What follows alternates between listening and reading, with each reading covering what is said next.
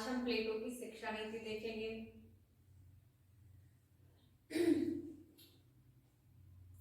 किसी भी राज्य के या किसी भी राष्ट्र के बेहतरी के लिए, उसकी नींव को मजबूत करने के लिए या उस राष्ट्र को अच्छा श्रेष्ठ बनाने के लिए शिक्षा महत्वपूर्ण योगदान निभाती है। क्लियर? किसी भी राज्य को श्रेष्ठ बनाना है, उसको मजबूत बनाना है, तो उसकी नींव को मजबूत कर दो। और हर किसी भी राष्ट्र की या किसी भी देश की नींव कहाँ टिकी हुई होती है? शिक्षा पे। उसकी शिक्षा नीति, उसकी शिक्षा प्रणाली कैसी है? तो प्लेटो थे, वो पाश्चात्य जगत के श्रेष्ठ विचारक रहे हैं। उन्होंने शिक्षा पर ही ध्यान दिया। उनकी कल्पना थी कि एक आदर्श राज्य की स्थापना की जाए। आदर्श राज्य की स्थापना में क्या होता है? एक न्याय व्यवस्था होती है। और न्याय कब कर पाएगा व्यक्ति? जब उसकी शिक्षा मजबूत होगी। तो उसने शिक्षा पे जोर दिया और शिक्षा नीति, शिक्षा प्रणाली के बारे में जो जो पॉइंट्स बताए हैं वो हम यहाँ डिस्कस करेंगे। 10 वर्ष की आयु। प्लेटो के समय में यूनान में उनकी कल्पना थी कि जो बच्चा है वो पैदा होते ही राज्य के संरक्षण में चला जाए और राज्य की क्या करे? उसका भरण पोषण, उसका पढ़ाई लिखाई, उसकी शारीरिक जो शक्ति है उसको पुष्ट करना, ये सब कौन ध्यान रखे? राज्य ध्यान रखे। तो बच्चा पैदा होते ही राज्य के संरक्षण में चला जाए और राज्य ही क्या करे? उसकी शिक्षा दीक्षा का काम करे, जिससे कि एक अच्छा मजबूत राष्ट्र, आदर्श राज्य स्थापित करने की जो मार्ग है वो प्रशस्त हो।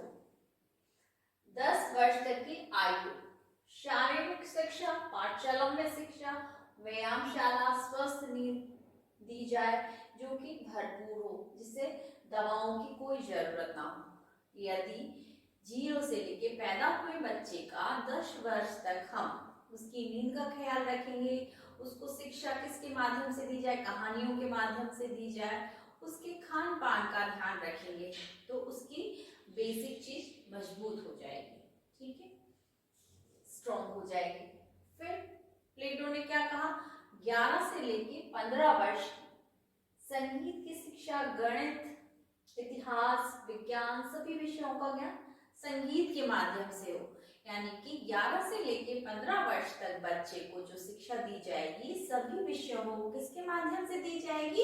वो संगीत के माध्यम से दी जाएगी। पुराने जमाने की जो सरकारी स्कूल है वो ये वाला रूल अभी भी फॉलो करती है। जैसे टेबल्स कैसे लर्न करवाते हैं, वो 2 एकम 2 या 2 1 2 2 2 4 इस तरह से लर्न करवाते हैं। एक फ्लो बन जाता है, म्यूजिकल फ्लो बन जाता है, जिससे कि बच्चे को याद अच्छे से हो जाए, लर्न हो जाए। फिर उन्होंने कहा 16 से 20 वर्ष तक 4 साल की नैतिक शिक्षा। म्यूजिक से काम नहीं चलेगा, व्यक्ति को नैतिक होना भी अनिवार्य है आदर्श राज्य में रहने के लिए। तो उन्होंने क्या आयु डिसाइड करी? 16 से लेके 20 वर्ष की जो समय है, समय सीमा निर्धारित कर दी गई कि उस वक्त जो बच्चे को शिक्षा दी जाएगी वो नैतिक शिक्षा दी जाएगी, जिससे वो उच्च चरित्र का बने। फिर 20 वर्ष की आयु में पहली विशाल परीक्षा, जो विद्यार्थी उत्तीर्ण हो गए हैं वो 21 से 30 वर्ष आयु की शिक्षा के लिए प्रमोट कर दिए जाएंगे। और जो अनुत्तीर्ण हो वो समाज में व्यापारी, मिस्त्री या मजदूर वर्ग में मिल जाएंगे। फिर ये प्रोसीजर शुरू हो गया 0 से लेके 20 साल तक का। 20 साल तक बच्चा अच्छा सा परिपक्व मस्तिष्क का धनी हो जाता है। तो उन्होंने सोचा कि 20 वर्ष की आयु में एक परीक्षा कंडक्ट करवाई जाए, जिससे कि एक आदर्श राज्य के लिए एक आदर्श राजा का चुनाव किया जाएगा। जो पहली परीक्षा होगी वो आदर्श राजा की पहली परीक्षा होगी कि 20 वर्ष की आयु में एक विशाल परीक्षा का आयोजन किया जाएगा, जिसमें उत्तीर्ण व्यक्ति आगे की कक्षाओं में प्रमोट कर दिए जाएंगे और जो अनुत्तीर्ण हो गए हैं, जो फेल हो गए हैं, वो किसमें? मजदूर, मिस्त्री, व्यापारी वर्ग में मिक्स हो जाएंगे। क्लियर? जो प्लेटो थे वो एक आदर्श राज्य की स्थापना करना चाहते थे। आदर्श राज्य की स्थापना करने के लिए न्याय व्यवस्था का होना भी जरूरी है और न्याय व्यवस्था के लिए उच्च शिक्षा, उच्च चरित्र का होना भी जरूरी है। प्लेटो के हिसाब से न्याय क्या होता है? प्लेटो के हिसाब से न्याय होता है सब व्यक्ति अपनी अपनी क्षमताओं के हिसाब से अपना अपना कार्य करें। तो न्याय व्यवस्था को कायम रखने के लिए शिक्षा बहुत ही जरूरी है।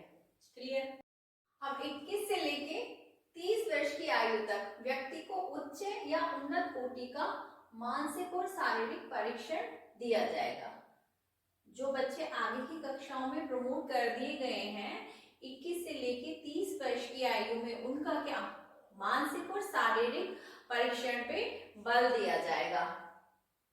क्योंकि शिक्षा, संगीत ये ठीक है, लेकिन एक आदर्श राज्य के लिए सारे गुण होना जरूरी है, मानसिक और शारीरिक विकास भी जरूरी है। तो 30 वर्ष की आयु में दूसरी महान परीक्षा करवाई जाएगी। 30 वर्ष की आयु में दूसरी महान परीक्षा कराई जाएगी, जिसमें जो बच्चे उत्तीर्ण हो गए हैं वो आगे की कक्षाओं में भेज दिए जाएंगे आदर्श राज्य के राजा की खोज में, और जो बच्चे फेल हो गए हैं, अनुत्तीर्ण हो गए हैं, वो किसमें? सैनिक और सहायक बल के लिए तैयार किए जाएंगे। एक आदर्श राज्य को चलाने के लिए क्या चाहिए? राजा के साथ साथ उसका सैन्य बल भी मजबूत होना चाहिए। तो वो जो अनुत्तीर्ण छात्र हैं 30 वर्ष की दूसरी महान परीक्षा में जो अनुत्तीर्ण छात्र हैं, उनको किसके लिए? सैन्य बल को मजबूत करने के लिए भेज दिया जाएगा या फिर उसको उसके लिए तैयार किया जाएगा। 31 से लेके 35 वर्ष की आयु में दर्शन की शिक्षा दी जाएगी, और जो पास हुए छात्र हैं उनको किस चीज की शिक्षा दी जाएगी? दर्शन की शिक्षा दी जाएगी, जिससे क्या होगा? राजा दूरदृष्टा बनेगा या उसका विजन अच्छा होगा। फिर 36 से लेके 50 वर्ष की आयु में कहा आम लोग सांसारिक जीवन में जाओ, और तीसरी महान परीक्षा 50 से वर्ष की आयु में करवाई जाएगी, जो आदर्श राज्य के राजा का चुनाव करेगी। यानी कि 36 से लेके 50 वर्ष की आयु में जो भी छात्र हैं वो किस में चले जाएंगे? सांसारिक जीवन में, सामान्य जीवन को वो जिएंगे। उसके बाद 50 वर्ष की आयु में उनकी तीसरी महान परीक्षा करवाई जाएगी, जो एक आदर्श राज्य के राजा का चुनाव करेगी। क्लियर? पहली महान परीक्षा कब करवाई गई प्लेटो की शिक्षा में? 20 वर्ष की आयु में। दूसरी महान परीक्षा कब करवाई गई? 30 वर्ष की आयु में। और तीसरी महान परीक्षा की आयु निर्धारित की गई 50 वर्ष। 50 वर्ष होते होते तो आदर्श राजा मिल ही जाएगा प्लेटो को एटलीस्ट। अब कुछ बुक्स देख लेते हैं प्लेटो की। Apology and Crito. Apology and Crito में उन्होंने सुकरात के जीवन और मृत्यु से संबंधित वर्णन किया है।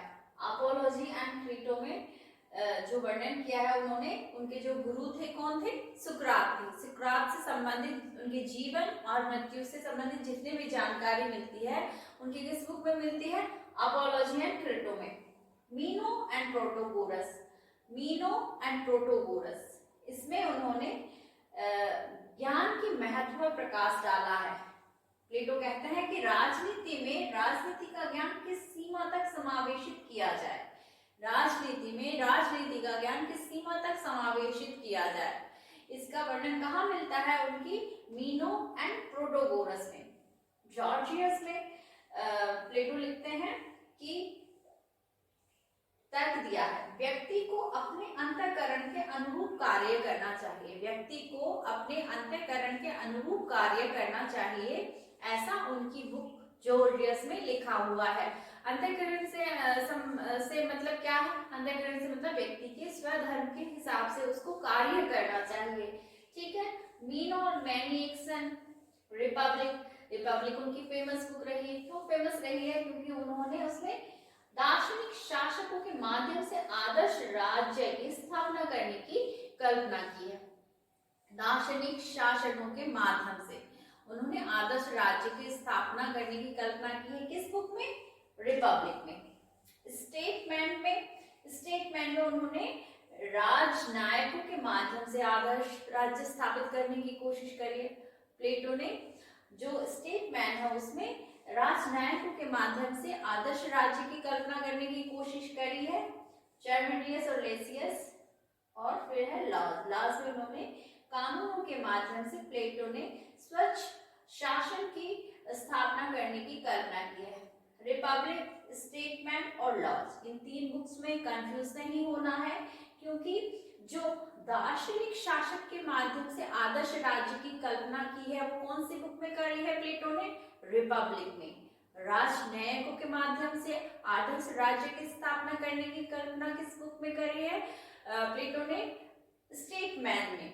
और लास्ट में क्या है? कानूनों के माध्यम से उन्होंने आदर्श राज्य की, या फिर हम कहें कि एक स्वच्छ शासन की स्थापना करने की कल्पना करी है। कानून के माध्यम से आदर्श राज्य की या स्वच्छ शासन की स्थापना करने की कल्पना किस बुक में करी है प्लेटो ने? लॉज में। तीनों अलग अलग है, रिपब्लिक, स्टेटमेंट और लॉज। रिपब्लिक में उन्होंने किया है दार्शनिक शासन के माध्यम से आदर्श राज्य, स्टेटमेंट्स में राजनयिकों के माध्यम से उन्होंने आदर्श राज्य की कल्पना की है, और लॉज में कानून के माध्यम से, क्योंकि आदर्श की बातें किताबों में, विचारों में होती हैं, लेकिन वास्तविक रूप से व्यक्ति को कानून का सहारा लेना ही पड़ता है। तो लास्ट में वो कहाँ चले गए हैं प्लेटो? कानून के माध्यम से। कानून के माध्यम से वो एक आदर्श राज्य की या एक स्वच्छ शासन व्यवस्था की स्थापना करेंगे। क्लियर? आज के लिए इतना ही। नमस्कार।